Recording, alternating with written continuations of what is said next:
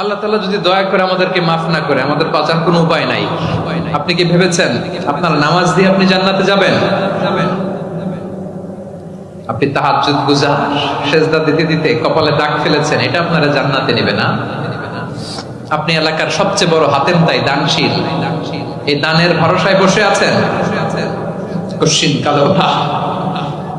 আমাদের নামাজ, আমাদের রোজা, আমাদের ইবাদত, এগুলোকে মিজানের পাল্লায় উঠালে কোনো ওজনই হবে না।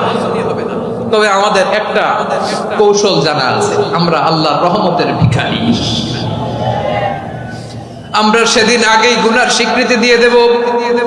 আমরা বলবো, আল্লাহ তুমি প্রশ্ন করার আগে তোমার একটা কথা বলি, আমারে কিছু জিজ্ঞেস করো না, আমি সব করেছি।